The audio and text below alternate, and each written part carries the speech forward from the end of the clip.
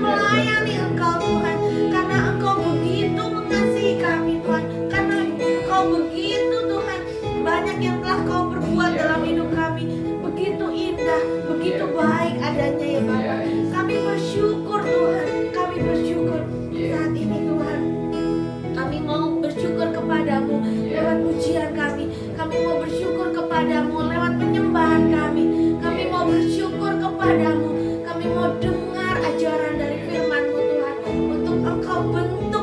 Bapa, untuk kami boleh semakin sesuai dengan apa yang Tuhan mau dalam kehidupan kami.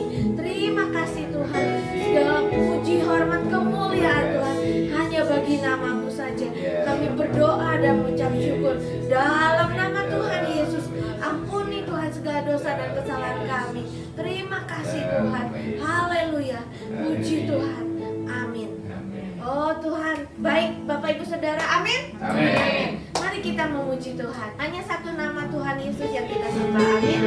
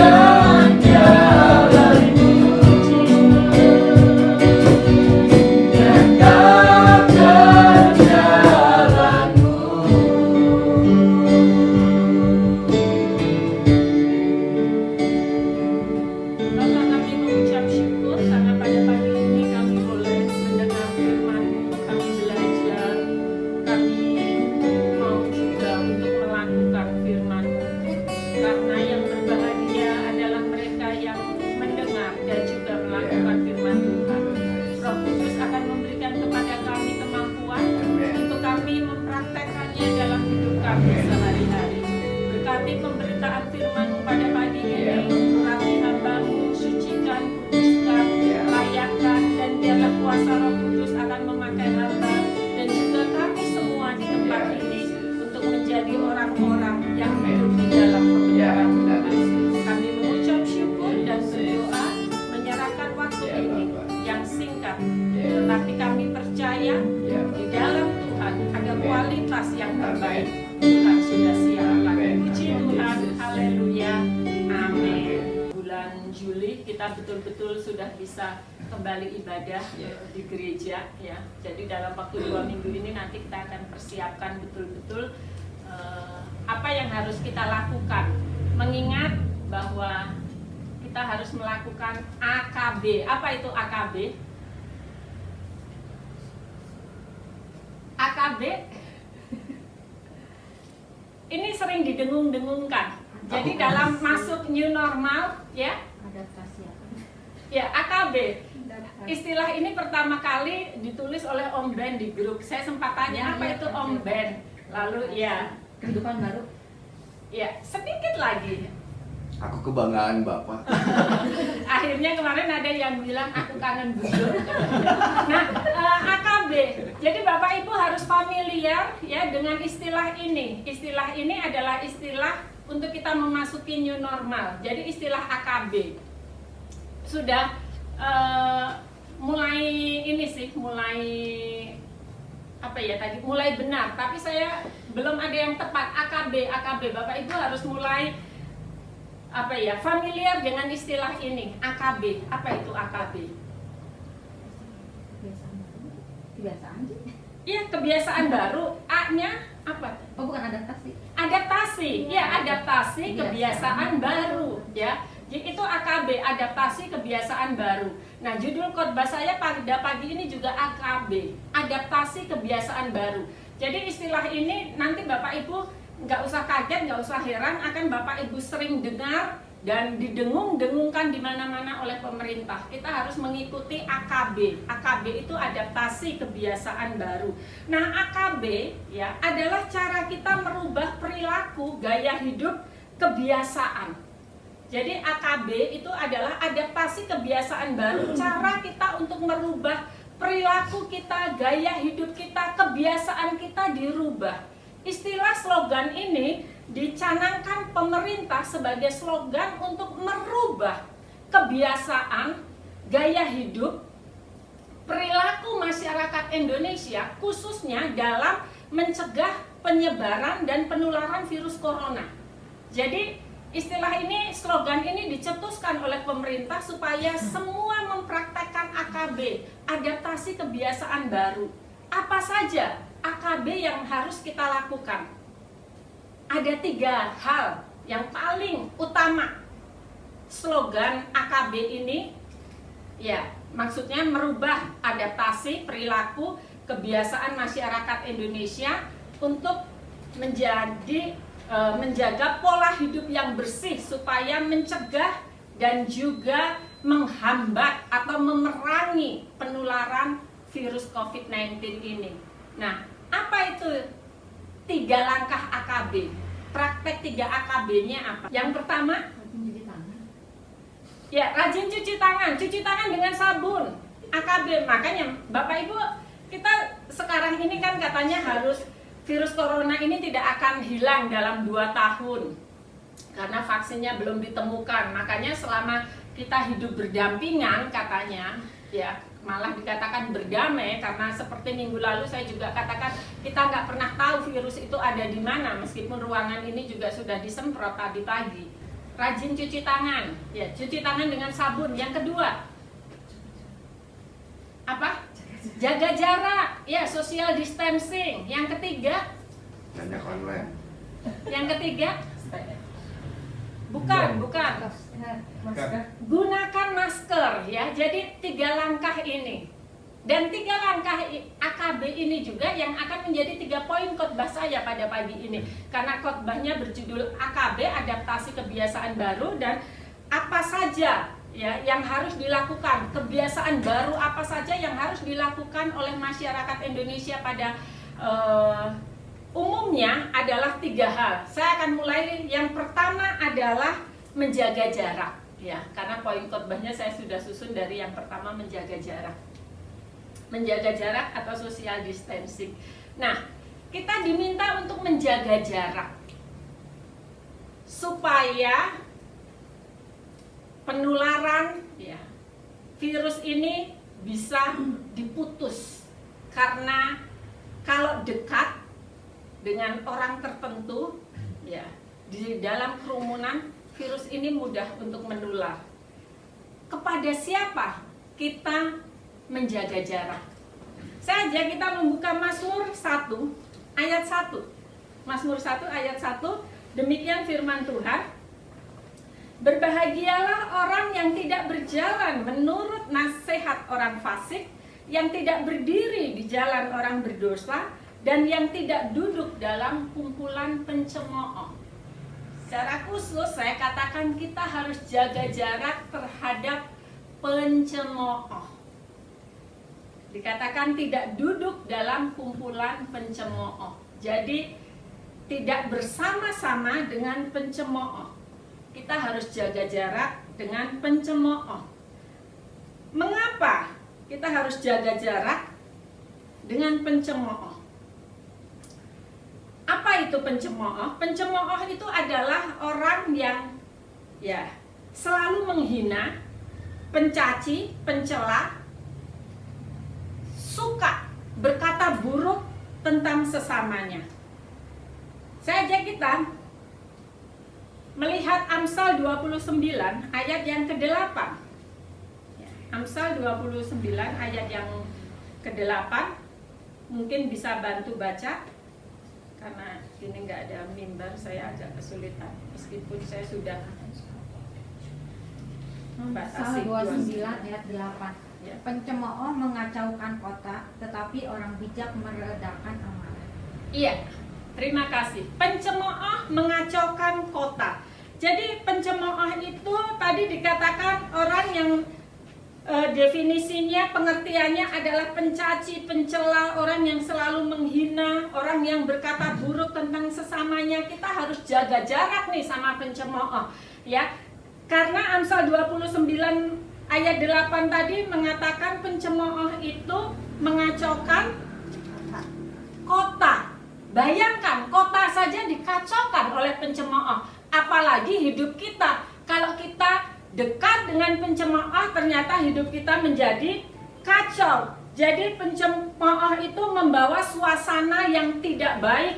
Pencemooh itu mengacaukan banyak hal. Pencemooh itu menimbulkan pertengkaran. Karena itu dalam social distancing, jaga jarak, adaptasi kebiasaan baru yang harus kita ambil adalah kita harus jaga jarak sama pencemooh. Firman Tuhan mengatakan pencemooh mengacaukan kota. Jadi kalau pencemooh bisa mengacaukan kota, apalagi rumah tangga Bapak Ibu Saudara, kalau didekati sama pencemooh atau kalau kita mendekat sama pencemooh, nanti suami Bapak Ibu dicela, istri Bapak Ibu dicela, begitu juga dalam kumpulan pertemanan, ya, penampilan kita dicela, apa kita dicela, apa yang kita pakai dicela, apa yang kita katakan atau apapun juga, karena pencemooh adalah orang yang suka mencela, menghina, mencaci, dan berkata buruk.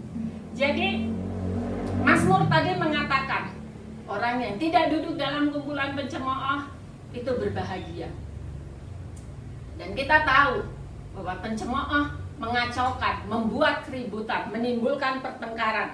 Amsal 22 ayat yang ke-10. Usirlah si pencemooh, maka lenyaplah pertengkaran. Jadi Bapak Ibu disuruh ngusir. Kalau Bapak Ibu nggak tega hati mengusir, ya berarti kita jangan dekat-dekat. Makanya kita harus jaga jarak terhadap si pencemooh, karena dikatakan pencemooh menimbulkan pertengkaran. Ketika pencemooh itu tidak ada, maka lenyap pertengkaran dan akan berhentilah perbantahan dan cemooh. Jadi kita harus jaga jarak. Kita tahu adaptasi kebiasaan baru di tengah-tengah kita memerangi virus corona adalah kita harus jaga jarak. Di tengah kehidupan rohani kita, adaptasi kebiasaan baru yang kita ambil, yang pertama adalah kita jaga jarak terhadap siapa? Firman Tuhan katakan terhadap si pencemooh. Jadi jangan bergaul, jangan dekat dengan pencemooh. Harus jaga jarak. Yang kedua, adaptasi kebiasaan baru selain kita jaga jarak, yang kedua tadi apa? Memakai masker. Ya, memakai masker.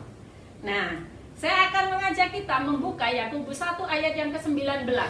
Jadi saya harap Bapak Ibu, ya setelah hari ini Bapak Ibu tahu kalau ada istilah yang terus didengung-dengungkan oleh pemerintah dimanapun, di media, dimanapun, AKB. Dalam rangka new normal, kita harus mempraktekkan AKB, adaptasi kebiasaan baru, jaga jarak. Yang kedua, memakai masker. Yakobus 1 ayat yang ke-19. Yakobus 1 ayat 19. Hai saudara-saudara yang kukasihi, ingatlah hal ini. Setiap orang hendaklah cepat untuk mendengar, tetapi lambat untuk berkata-kata, dan juga lambat untuk marah. Ya, terima kasih. Hai saudara-saudara yang kukasihi, ingatlah hal ini. Setiap orang hendaklah cepat untuk mendengar, tetapi lambat untuk berkata-kata, dan juga lambat untuk marah. Dengan menggunakan masker, Bapak Ibu, sebenarnya kita nyaman nggak sih bicara? Enggak, meskipun itu nafas kita sendiri. Serius. Karena itu menggunakan masker, korelasinya di dalam Yakobus 1 ayat 19 dikatakan hendaklah kamu cepat untuk mendengar tetapi lambat untuk berkata-kata. Jadi kalau kita menggunakan masker itu kan sebenarnya kita jadi hoream ngomong kan. Kalau ngomong pun kita harus turunkan ya, dalam arti di dagu. Karena sekali lagi tadi meskipun nafas kita sendiri kita nggak nyaman. Lama-lama coba 1 jam ya. Atau kalau sudah lama dipakai saja coba cium bau maskernya. Ya pasti rasanya nggak enak. Itu berarti menolong kita untuk kita itu harus ya cepat untuk mendengar, lambat untuk berkata-kata. Dan memang saya sampai sempat memikirkan, oh iya ya, ternyata telinga nggak dimasker, hanya mulut dan hidung yang dimasker, dan juga mata. Karena rupanya virus ini akan sangat mudah masuk melalui mata, hidung dan mulut, tetapi tidak mudah masuk melalui telinga, sehingga telinga aman, tidak dimasker. Yang perlu dimasker itu mulut dan hidung kita. Ya. Saya nggak ada maskernya, mau dipraktekkan pakai masker. Jadi di sini kita dikatakan masker saha, nggak akan mau ya. Kita di rumah aja maskernya udah diciriin masing-masing ya, nggak akan enak pakai masker orang lain ya, seperti itu. Jadi mengingatkan kita untuk kita cepat untuk mendengar dan lambat untuk berkata-kata. Bapak Ibu ya. Dalam hal ini saya mengajak kita, karena kita di sini semua punya anak. Begitu anak lahir, bayi, ya baby. Dalam perkembangan seorang anak itu, dia lebih dulu mendengar atau lebih dulu bicara? Mendengar dari dalam Jelas mendengar. Ya. Dalam proses tumbuh kembang anak pun, anak lebih dulu dengar daripada bicara. Itu berarti memang Tuhan sudah mendesain. Ternyata kita harus lebih banyak mendengar daripada berbicara, dan lebih dulu mendengar daripada berbicara. Dalam tumbuh kembang anak, umur 7 bulan, 8 bulan, kalau kita kasih nama anak kita, misalnya Miki, begitu kita panggil Miki, Kiko, ya, dia dengar duluan, ya. Dia bisa noleh meskipun dia belum bisa ngomong. Ya, seperti itu. Jadi hal ini menolong kita, Bapak Ibu, dalam desain Allah, begitu juga dalam penggunaan masker. Kita diingatkan kembali untuk kita mau cepat untuk mendengar dan lambat untuk berkata-kata. Dalam arti adalah telinga kita ini harus bisa berfungsi dengan baik, baru kita bisa berbicara dengan baik. Ya. Jadi anak kalau yang tidak bisa mendengar, pasti juga akan kesulitan untuk berbicara. Makanya kadang kita heran ya, kok satu paket orang bisu dengan orang tuli, ya. Karena kalau tuli, ya dia pasti akan bisu. Dalam arti karena tidak ada kata yang dia dengar, makanya dia tidak bisa mengucapkan. Ini berarti kalau telinga tidak berfungsi dengan baik, maka kita tidak bisa berbicara dengan baik.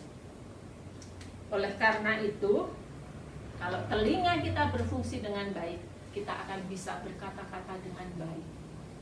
Jadi lebih banyak untuk bisa mendengar, lebih banyak untuk bisa memahami, untuk bisa lebih banyak mengerti daripada banyak berkata-kata.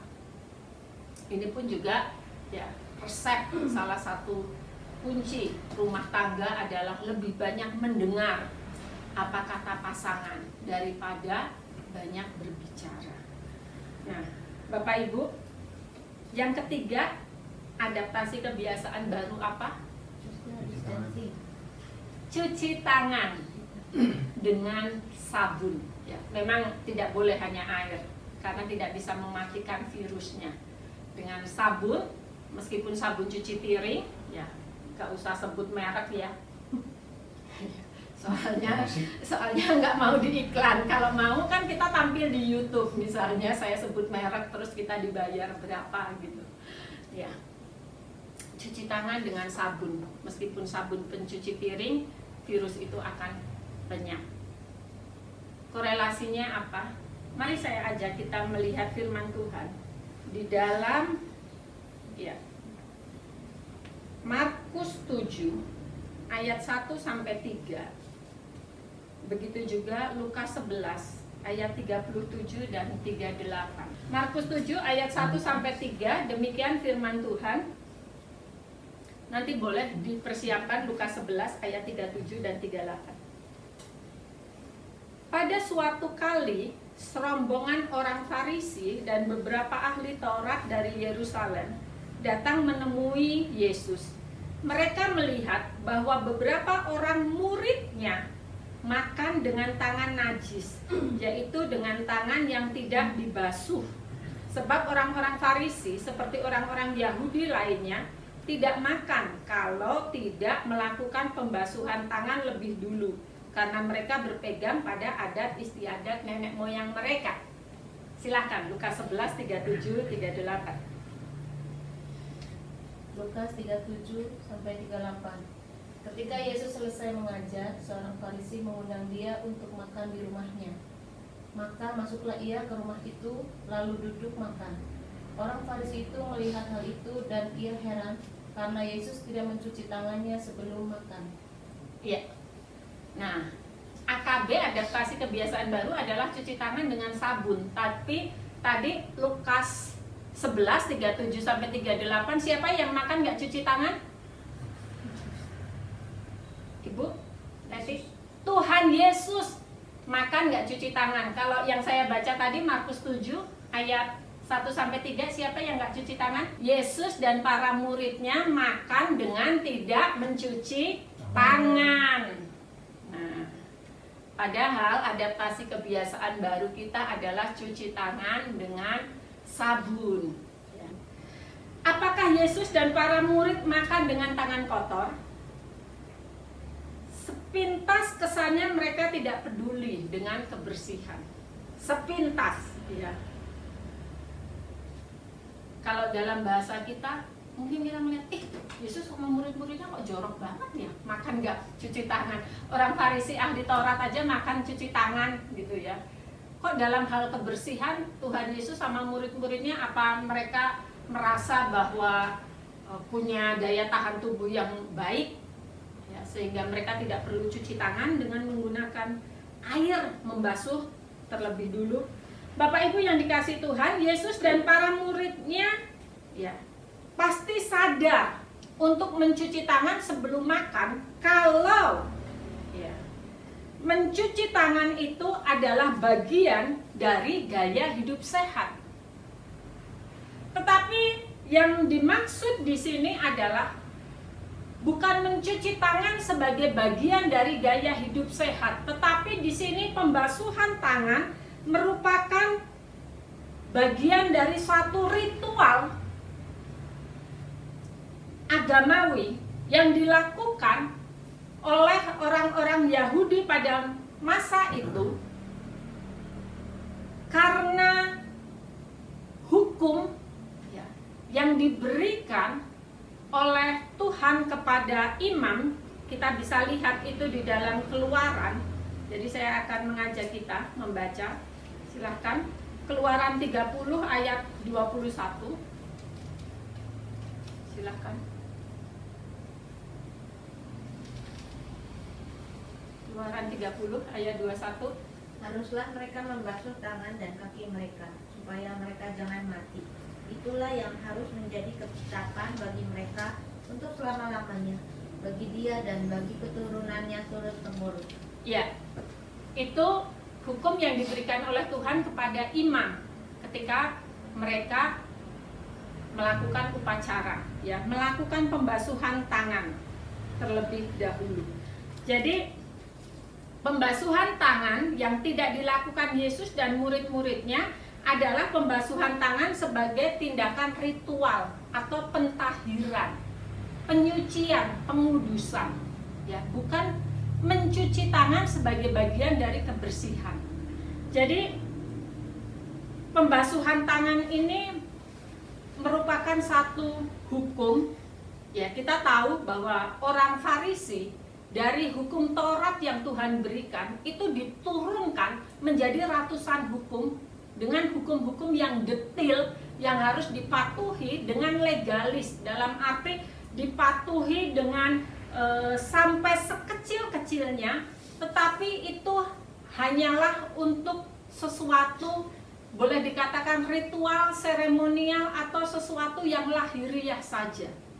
Makanya dalam konteks Markus, begitu juga Lukas yang tadi kita baca, langsung Tuhan Yesus mengecam, ya, orang Farisi. Di dalam Markus 7 tadi, ketika Yesus mendapatkan laporan dari orang-orang Farisi dan ahli-ahli Taurat karena murid-muridnya makan dengan tidak dibasuh tangannya, lalu Yesus langsung mencela orang-orang Farisi. Bahkan kita lihat di dalam Lukas juga apa yang dikatakan Yesus, ayat 39, tetapi Tuhan berkata kepadanya, kamu orang-orang Farisi, kamu membersihkan bagian luar dari cawan dan pinggan, tetapi bagian dalammu penuh rampasan dan kejahatan. Jadi ingat bahwa mencuci tangan di sini bukan bagian dari kebersihan, tapi merupakan bagian dari suatu ritual, seremonial, upacara. Yang Yesus hendak tekankan adalah orang Farisi itu terlalu menekankan hal-hal yang lahiriah, hal-hal yang di luar, tanpa dia memperbaiki atau mengoreksi hal-hal yang di dalam. Jadi saya boleh katakan orang Farisi itu boleh dikatakan bersih di luar, kotor di dalam. Secara lahiriah oke, tetapi secara batiniah KO, dibalik, ya. Di luar bersih, di dalam kotor. Secara lahiriah oke.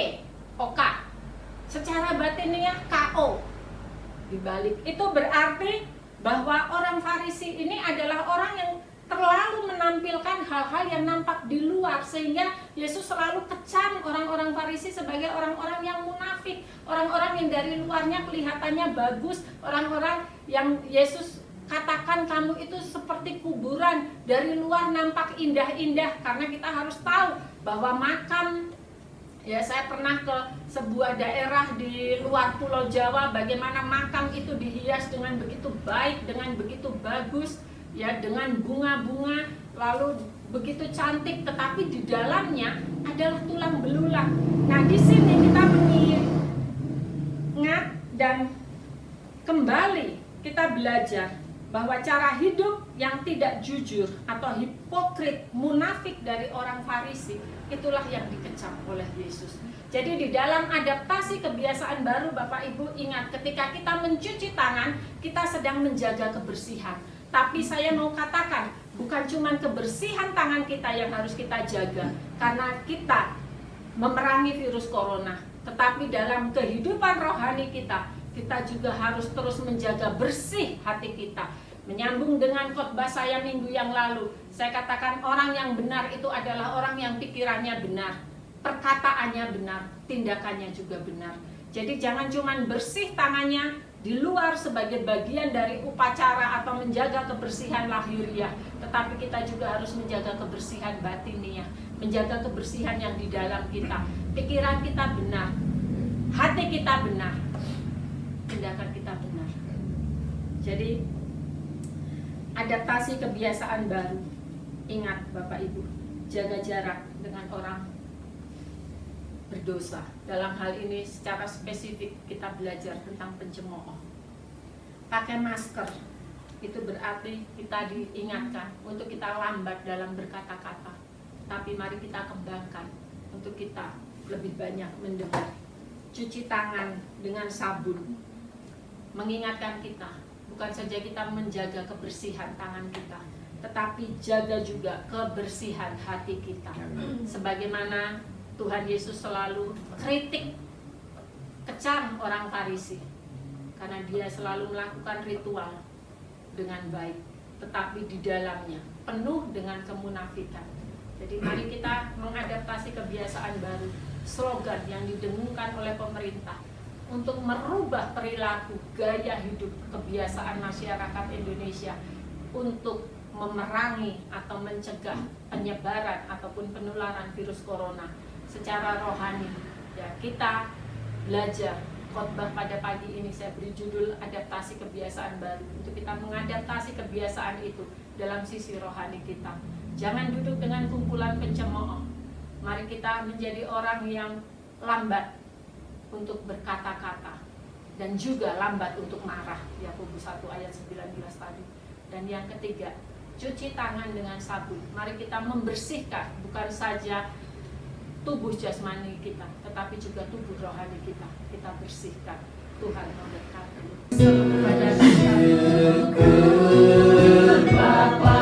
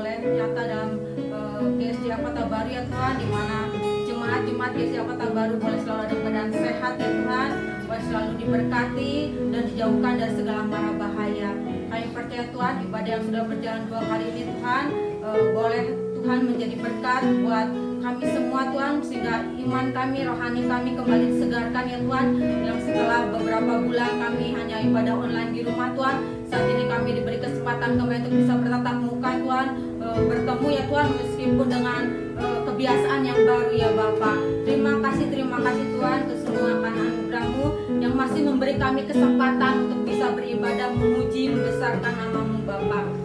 Oh Tuhan, kerinduan kami Tuhan, kami bisa kembali bersatu berkumpul di rumah ibadah di Kota Baru Parahyangan ya Bapak. Kami Tuhan ingin situasi kondisi Tuhan yang memungkinkan kami Tuhan untuk kami bisa kembali beribadah di sana Tuhan. Mungkin di awal Juli ini ya Bapak, kami rindu bisa sungguh-sungguh memuji menyembah Tuhan ya Tuhan. kembali bersekutu bersama ya Bapa. Biarlah rencana ini Tuhan kami serahkan ke dalam tangan-Mu. Setiap kondisi situasi yang ada ya Tuhan, Tuhan beri hikmat kepada kami Tuhan untuk kapan sebaiknya kami melakukan ibadah bersama kembali di Kota Baru ya Bapa. Tuhan, kami serahkan setiap anggota jemaat GCO Kota Baru supaya ada dalam selalu perlindungan, pemeliharaan Tuhan, dan setiap kebutuhan mereka Tuhan Kau cukupkan ya Tuhan, meskipun di masa pandemi ini ya Tuhan banyak sekali ya Tuhan kekurangan-kekurangan yang dialami karena ekonomi yang menurun ya Tuhan. Tapi berkat Allah boleh senantiasa tercurah buat jemaat Kota Baru ya Tuhan, dan tidak pernah ada anak-Mu yang meminta-minta sampai saat ini ya Tuhan. Mereka semua Tuhan cukupkan secara jasmani ya Tuhan kebutuhan mereka ya Bapa. Kau juga akan selalu berkati kebutuhan rohani mereka sehingga ada sukacita, damai sejahtera Allah boleh menaungi setiap anggota jemaat GCO Kota Baru ini ya Tuhan. Yesus, kami juga berdoa buat pemerintahan Indonesia saat ini Tuhan, di masa menyambut normal baru ini Tuhan, akan di banyak mal-mal, tempat-tempat pariwisata yang dibuka kembali, bahkan sekolah dan ibadah pun akan kembali berjalan ya Bapa, dengan dibuka kembali. Kami mau menyerahkan semuanya ke dalam tangan-Mu Tuhan, sehingga ketika semua ini berlangsung Tuhan, penularan corona jangan bertambah ya Bapa.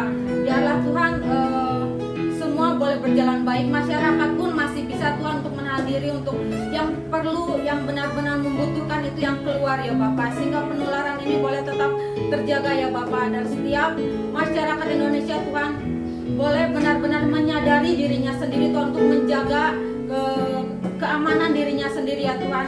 Karena kalau bukan dari diri sendiri Tuhan, apapun program pemerintah pasti tidak akan berhasil Tuhan. Karena itu kami mohon Tuhan Kau berikan kesadaran penuh pada masyarakat Indonesia ini untuk Tuhan mentaati setiap apa yang sudah diprogramkan oleh pemerintah, karena itu untuk kebaikan bangsa ini ya Tuhan. Untuk bangsa ini boleh selamat dari wabah COVID ini ya Tuhan, dan penularan ini boleh segera berakhir, dan boleh Tuhan pasien-pasien pun banyak yang disembuhkan ya Tuhan, sehingga Tuhan juga akan segera menemukan vaksin dari untuk mengobati COVID-19 ini ya Tuhan. Kami percaya Kau akan selalu terus campur, Kau beri kekuatan pada dokter, perawat yang terus saat ini Tuhan bertugas di garda terdepan ya Tuhan, dan Kau juga beri kekuatan pada polisi, tentara yang menjaga keamanan bangsa ini dari Tuhan perongrong-perongrong yang mencoba mengacaukan, mencoba mengambil alih kuasa di negara ini, dan mereka tetap dipersatukan Tuhan untuk bersatu membela NKRI ya Bapa. Terima kasih Tuhan. Doa yang jauh dari sempurna ini hanya kami alaskan dalam satu nama, yaitu Tuhan Yesus Kristus, Allah kami yang hidup. Tuhan mau dengar, Tuhan akan jawab setiap doa dan seruan anak-anak ini ya Bapa. Terima kasih Tuhan, terpujilah nama. Haleluya, haleluya. Amin.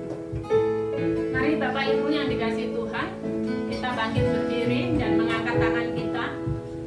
Kita akan serahkan hidup kita ke dalam tangan Tuhan. Haleluya, haleluya, haleluya.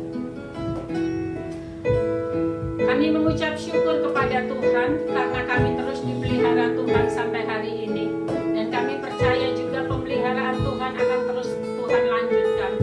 Karena Engkau Allah yang kasih setiamu akan terus berkelanjutan. Kami percaya bahwa Allah memberkati dan menyertai serta melindungi kami. Karena itu kami akan pulang tinggalkan tempat ini dengan membawa sukacita dan damai sejahtera. Bapak Ibu saudara-saudari yang dikasihi Tuhan, terimalah berkat dari Allah, kasih sayang dalam Tuhan Yesus Kristus, penolong kami, yaitu Allah Roh Kudus, menyertai kita sampai Maranatha. Tuhan memberkati. Haleluya. Amin. Selamat pagi, Tuhan memberkati.